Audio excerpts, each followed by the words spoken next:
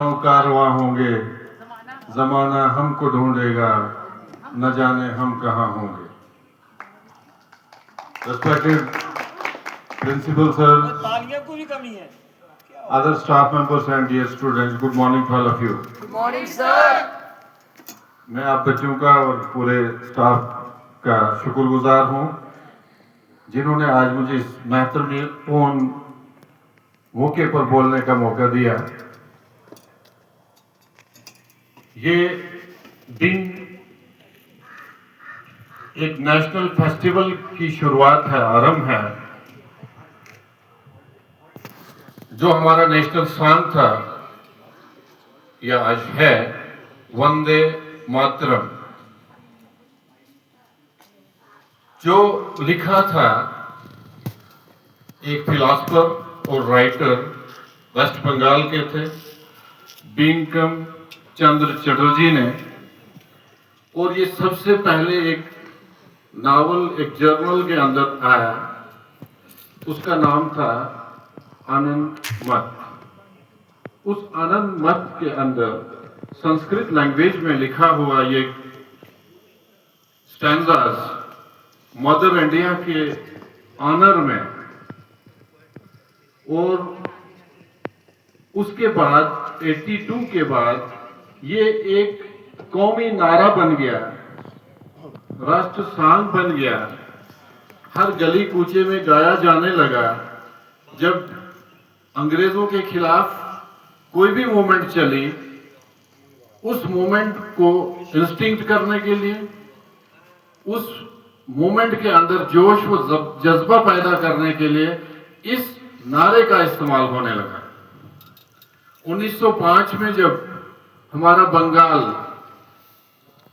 आज का बांग्लादेश और वेस्ट बंगाल जो हमारी स्टेट है, ये एक ही स्टेट मानी जाती थी और एक इंडिया का एक अटूट अंग था। ये इसको दो हिस्सों में बांटा गया। जो आज भी हमारे पास है, वेस्ट साइड वाला वेस्ट बंगाल और ईस्ट साइड वाला ईस्ट बंगाल। बच्चों, इन दोनों हिस्सों में दो तरह की पॉपुलेशन डोमिनेटेड थी। West Bengal Hindu dominated area, east Bengal Muslim dominated area. इससे आपको एक चीज समझ आएगी कि अंग्रेजों का जो डिवाइड एंड रूल जो पॉलिसी थी वो बंगाल से शुरू हुई। बंगाल को दो हिस्सों में बांट दिया।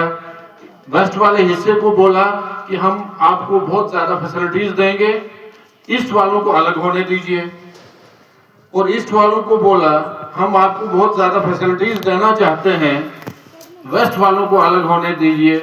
तो इस तरह से 1905 में बंगाल को पार्टीशन कर दिया गया दो हिस्सों में, ईस्ट बंगाल और वेस्ट बंगाल।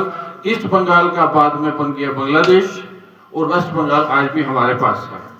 लेकिन मजे की बात यह है कि जो ही ये पार्टीशन हुई और हिंदू मुस्लिम यूनिटी इतनी स्ट्रांग थी कि राखी का त्योहार आया, हिंदू भाइयों ने मुस्लिम्स को राखी बांधी और मुस्लिम्स ने हिंदू भाइयों की राखी बांधी, कि मतलब हम यूनाइट रहना चाहते हैं, हम डिवाइड नहीं होंगे।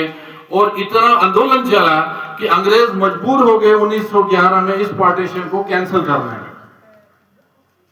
उस वक्त अंग्रेजों को एक चीज समझ आ गई कि अगर इंडिया में हिंदू और मुस्लिम दोनों बरादरी के लोग इकट्ठे रहे तो हमें ज्यादा अरसे तक यहाँ राज करना पॉसिबल नहीं रहेगा।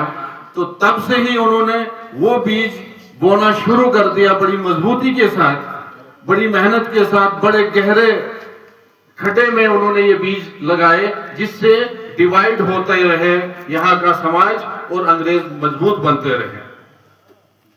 उस 1905 एंटी पार्टीशन मूवमेंट जो चली, उस एंटी पार्टीशन मूवमेंट के दौरान ये वाला जो वंदे मातरम जो आज हमारा नेशनल सॉन्ग है, इसको बहुत इंपॉर्टेंस मिली। इससे लोगों को बहुत इंस्पिरेशन मिली और बड़े बड़े जलसे जुलूस अंग्रेजों के खिलाफ हो गए। बात यहां तक पहुंची कि अंग्रेजों को इसके ऊपर बैन लगाने की जरूरत महसूस हुई।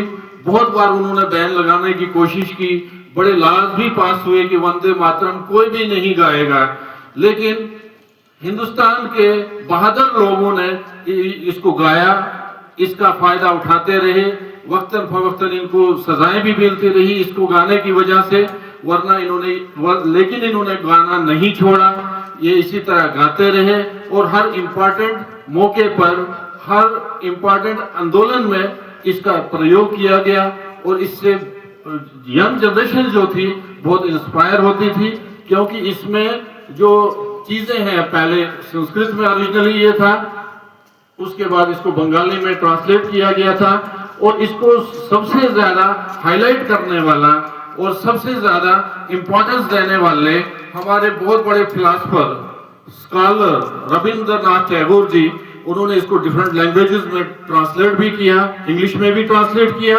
और बंगाली में भी ट्रांसलेट किया।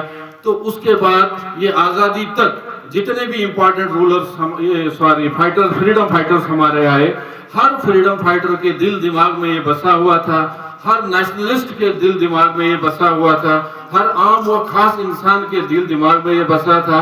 जहां पे भी इसकी आवाज आती थी जिस गली कूचे से, तो ये एक सिंबल बन गया कि अंग्रेजों के खिलाफ आवाज उठाने के लिए सिर्फ आपने वंदे मातरम गाना है तो आम आदमी, यहाँ का भारतीय इंसान आम तौर पे समझ जाएगा कि आज हमने अंग्रेजों के खिलाफ कोई किसी जुल्म के खिलाफ आवाज उठानी है। इस तरह से इसकी इंपॉर्टेंस देखते हुए इसको प्रमोट करने वाले हमारे जो father of nation Mahatma Gandhi ji, उन्होंने इसकी इंपॉर्टेंस पे हाईलाइट किया, इसको इंपॉर्टेंस दी, इसको स्प्रेड किया, बच्चे बच्चे तक पहुंचाने की कोशिश की। सुभाष चंद्र बोस जी ने, बाल गंगाधर तिलक जी ने और बहुत सारे हमारे फ्रीडम फाइटर्स जो थे, हीरोज जो थे, जो इस दुनिया में नहीं रहे हैं, लेकिन उनकी कारकर्दगी के लिए उनके आने वाले हजारों साल तक याद किया जाएगा।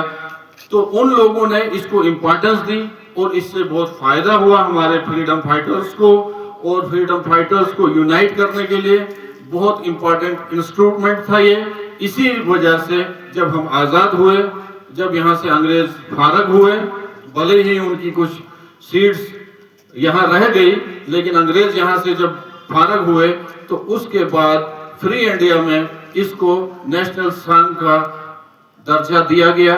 और उसी सिलसिले में आज की हमारी गवर्नमेंट ऑफ इंडिया ने और गवर्नमेंट ऑफ JKUT ने इस चीज को इम्प्लीमेंट किया है कि 150 साल पूरे हो गए हैं, वही बर्थ एनिवर्सरी इस नेशनल सॉन्ग की हम मना रहे हैं। ये कंटिन्यू चलता रहेगा। 26 जनवरी नवंबर 2026 तक पूरा एक साल इसमें चलना है। 7 नवंबर की इसको शुरुआत थी, इसीलिए इसको आज ही शुरुआत दी गई। एक साल के लिए पूरा चलेगा। इसी के बीच में 26 जनवरी भी आएगी, 15 अगस्त भी आएगा, हम वो भी बड़े धूमधाम से मनाएंगे, लेकिन साथ साथ में इसकी इम्पोर्टेंस को हम नहीं भूलेंगे। आने वाली जनरेशन को भी इसकी इम्पोर्टेंस का पता होना चाहिए, और ये किसने लिखा, कब लिखा, क्या लिखा और क्या इम्पोर्टेंस थी इसकी। मुझे उम्मीद है कि आप सब बच्चे इस चीज़ को आज जाके रिसर्च करोगे, जो चीज़ें मुझसे छूट गई होंगी उनको भी क्लियर करने की कोशिश करोगे, और आने वाली जनरेशन को बोलते रहोगे, ताकि हमारी नेशनल जो भी सॉन्ग्स हैं, जो भी एनिमल्स हैं, जो भी एंथम है, उसकी इम्पोर्टेंस बनी रहे और हम में और आप में पेट्रियाटिज्म आती रहे, और हम अपने देश के लिए अच्छा करते रहें, कंट्रीब्यूट करते रहें। इन्हीं बातों के साथ मैं आपसे विदा चाहता हूँ। ओके, अल्लाह हाफिज, जय हिंद, थैंक यू।